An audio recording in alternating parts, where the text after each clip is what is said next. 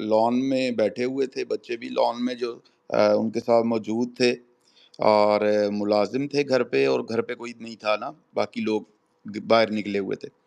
تو وہ منہ کے اوپر کپڑا ڈالا انہوں نے، اور بھائی کو وہ کھینچ رہے تھے، اور موبائل وغیرہ انہوں نے سب کے چھین لیے، ملازموں کے بھی لے لیے، گھر میں جس جس کا موبائل تھا سب کے لے گئے.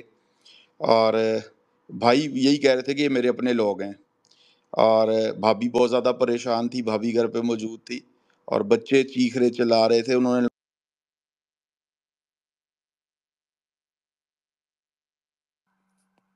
آپ کی آواز نہیں آ رہی اسما بھائی. میں نے جب سنی بھائی میری بات سنیں، میں نے جب عمران کے پاس گئی ہوں تو وہ عمران کے ساتھ ان کے منہ پہ کپڑا ڈالا ہوا تھا. سنی بھائی میں نے ان کو بولا کپڑا ہٹائیں.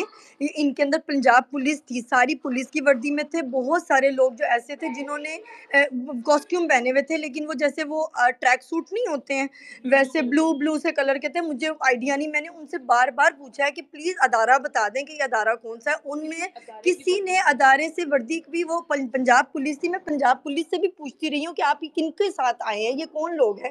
انہوں نے کہا کہ انہوں نے پورا منہ پہ کپڑا ڈالا ہوا تھا عمران کے. تو میں نے ان کو بولا کپڑا ہٹائیں، میں نے بات کرنی ہے. تو عمران نے مجھے کپڑے کے اندر سے منہ ڈھانپا ہوا تھا. مجھے کہتے ہیں میں پریشان نہیں ہوں، میں ٹھیک ہوں. میں نے کہا آپ کو یہ کچھ کہہ تو نہیں رہے؟ کہتے نہیں، انہوں نے ابھی تک مجھے کچھ نہیں کہا.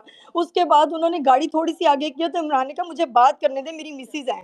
انہوں نے بات بھی نہیں کرنے دی بالکل بھی، اور کپڑا دوبارہ ڈال کے تو باہر بگا کے لے گئے. یہ 16 ڈالے تھے، وائٹ کلر کے تھے. کچھ پنجاب پولیس کی گاڑیاں بھی تھیں، ٹھیک ہے.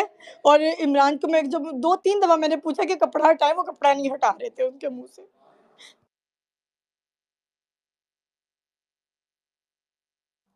اچھا، آج ایک نوٹس بھی موصول ہوا ہے سائبر کرائم کی طرف سے، اور اس کی ڈیٹ کل کی تھی کہ کل تک آپ پیش ہوئیں.